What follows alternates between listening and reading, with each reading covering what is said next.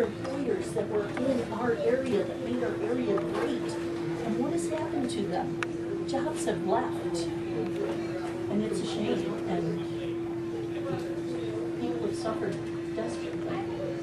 So if, even though not everybody owns land, not everybody is going to get royalties, we can all benefit from being able to use natural gas to fire our furnaces, or the companies that are putting in stations now so natural gas can be used in vehicles.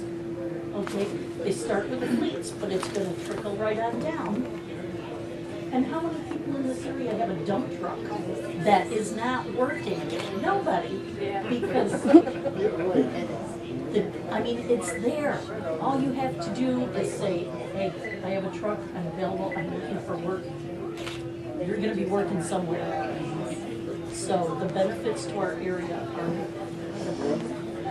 it's wonderful. All these little mom and pop businesses around us that have been able to flourish because of what's going on in our area. It's incredible. So, like I said, we are very, very blessed. Like I talked to the guys at U.S. Steel, they had been laid off. The outlook was bleak for them. Then they started getting the contracts for the pipe, to build the pipe for the natural gas lines. And they were called back to work, plus other shifts were hired. That plant, it was huge, acres and acres and acres. I mean, not just the yards, but the buildings. And it was all run on natural gas.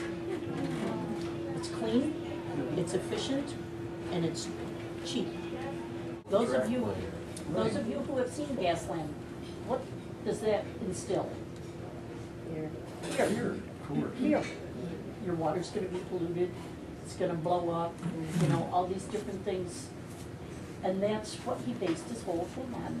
You know, it's people concerned, afraid. And fear is a terrible thing to live with. These industries, like natural gas, have to go through far more scrutiny than we can ever imagine.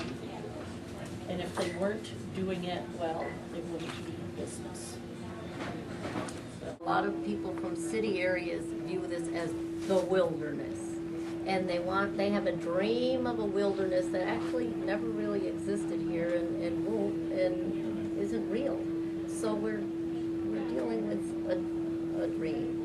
And if they knew anything about the area, my husband's family, a lot of the other families from here came when this was actually wilderness. And the first thing they did was cut trees, clear the land, totally clear of trees. Put roads so if they clear 2 acres industry, for a well pad, and they put in industry. They use but the hemlock for the tanning, and it has been one continual process of people living here and doing what they needed for their energy, for their heat, for their livelihoods. And this is just another step. My husband's dad just passed away. He was 91, and he remembered when the roads were put in, when 29 was paved.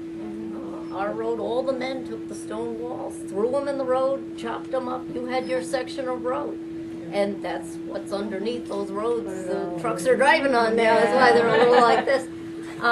When somebody did do a good job on that one stretch.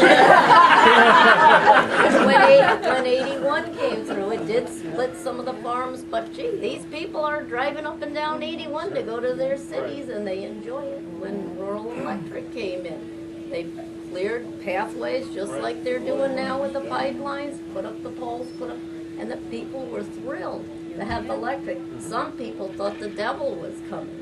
So you've always got, you know, people that aren't sure.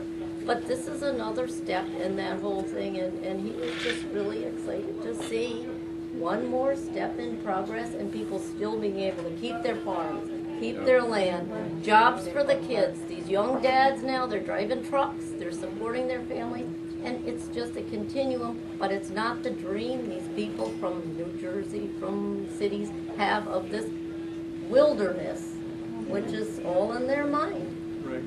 So that's the footprint that the natural gas actually puts down is minuscule in comparison to the footprint that would have happened here had the land been subdivided into real small parcels and lots more people, and the environmental impact would have been greater. And so, in the final analysis, gas is positive because it keeps large tracts of land intact, and so on and so forth. You know how many farms over the years, you know, you couldn't make it farm and sold. Well, you sold your dairy and then you sold tracts of land out. That's right. It's the only way you can make it. Yep. And the wonderful thing about the natural gas and the way they're doing it and everything, one pad, how many wells are on that? Right. So, like, I look at all of our neighbors around us that are benefiting from those wells. They have zero disturbance. Yeah. Zero. Ours goes